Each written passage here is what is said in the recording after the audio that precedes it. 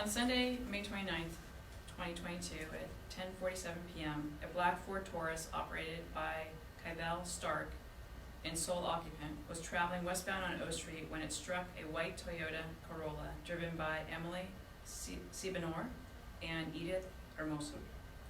As a passenger, Ms. Siebenor was eastbound on O Street when turning northbound onto 52nd Street.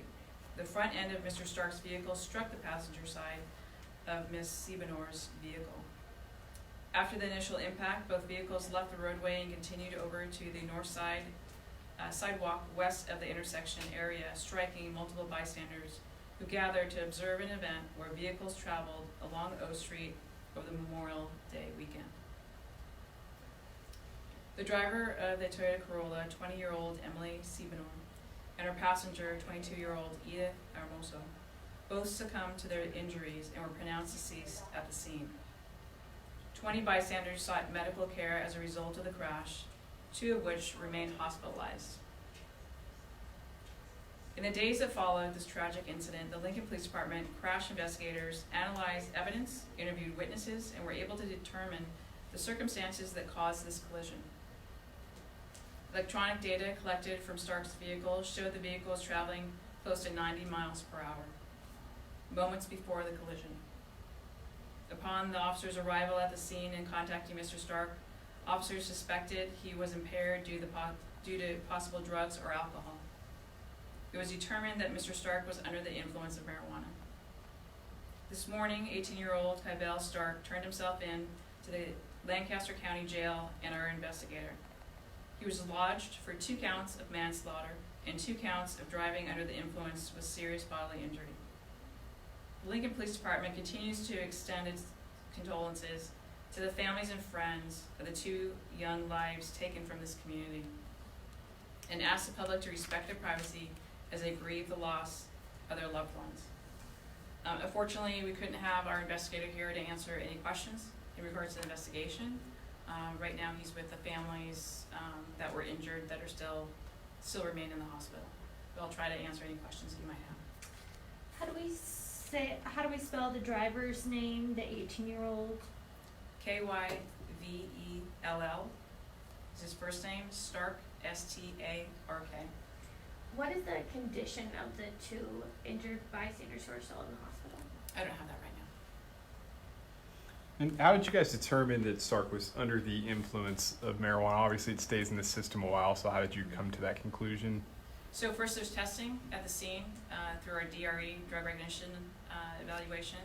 We have many officers that are trained in this to detect drugs, alcohol, but then there is a mandatory blood draw or a urine sample, and that gets tested as well. You know, with the alcohol, you have a certain level. Can you say what the level was of marijuana in his blood system? I can't say right now. And do you know what they were doing, what Mr. Stark was doing just prior to the accident? Was he driving up and down O Street, or was he coming from one point to another point? That's part of the investigation. Right now we don't know. We still are looking at video and trying to figure out exactly where he came from, and that's part of the entire investigation. Considering there are several other people who are injured, could other charges come? Yes. We'll be working with the county attorney in regards to that. What were you able to find in Mr. Stark's car? Anything, any marijuana, any other types of things that he had inside of his car? Right now, I can't provide that. Was he alone at the time of the crash? Yes, he was. Okay. He was the sole occupant. You said he was going 90 moments before the crash. Is there any indication that he just didn't see the other car, or did he make any effort to slow down, or how soon before the crash was he going 90? The 90 is the car data is really what determines at different points that you're talking about. Upon impact, I don't know what his speed was. Don't know if he was braking at the time. It again is part of the investigation, but no matter what, when you're impaired, your reflexes and taking action to stop is slowed. What happens from here as far as the investigation? Working with the county attorney, seeing if there's additional charges, because the investigation is ongoing. I mean, if there are witnesses, obviously we want them to come forward. There were a lot of people that were out that day, and we really want to make sure that people come forward and tell us what they saw. It's all part of this. It is a long investigation, and there's a lot of different elements to it. Last week you mentioned kind of taking steps to prevent a future tragedy like this. Have you guys come up with, I guess, specific steps that you want to take to prevent another one of these incidents from happening? We have to look at all sides of it.